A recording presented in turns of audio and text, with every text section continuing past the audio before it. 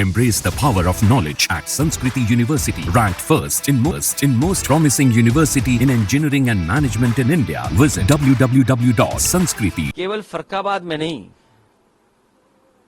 अगर उत्तर प्रदेश का आज अखबार उठा करके देखें तो गाजियाबाद से लेकर के कई शहर हैं जहां पर ऐसी ही शर्मनाक घटनाएं हुई हैं।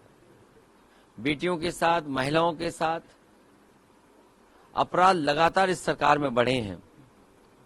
चेन स्नैचिंग लगातार हो रही है, शराफा व्यापारियों की हत्या हो रही है, लूट हो रही है, या उनको कुछ प्रशासन के माध्यम से जो सुरक्षा मिलनी चाहिए वो भी नहीं मिल पा रही। अगर वो सराफा व्यापारी कहे कि उसको किसी बात को लेकर के डर है, तब भी सुरक्षा नहीं दिला पा रहे हैं।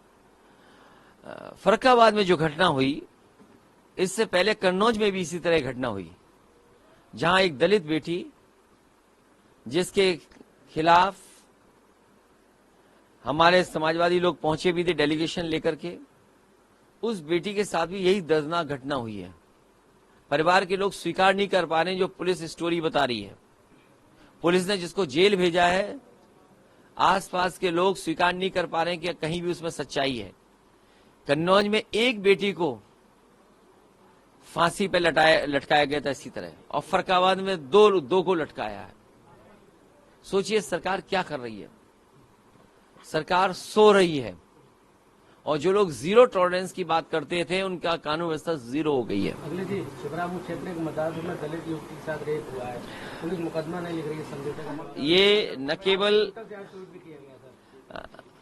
फर्रुखाबाद में सहेलियों की घटना फ्रंट पेज पर है, ये फ्रंट हम देखेंगे, और मुख्यमंत्री भी बगल में है। सोचिए आप, क्या मुख्यमंत्री को नहीं पता होगा कि दो सहेलियों के साथ क्या घटना हुई है? और यहाँ पर तमंचे को लेकर के, केवल यही नहीं, ठठिया थाने में भी ये तो है ही है। आपके जिले में ठठिया के पास भी एक बेटी के साथ इसी तरह की हरकत हुई। अब वो स्कूल नहीं जा सकती है। तो जो लोग कहते थे कि पूरी सुरक्षित होंगी हमारी बेटियां और महिलाएं, आखिरकार जीरो टॉलरेंस हो गई कि नहीं हो गई? और अगर हम एनसीआरबी के आंकड़े देखें तो उसमें पता लगता है कि सबसे ज्यादा असुरक्षित और सबसे ज्यादा घटनाएं अगर कहीं हो रही हैं तो उत्तर प्रदेश में हो रही हैं। तो आखिरकार सरकार कर क्या रही है? इनका जो नारा था जीरो टॉलरेंस का, वो जीरो हो गया लॉ एंड ऑर्डर के सवाल पर।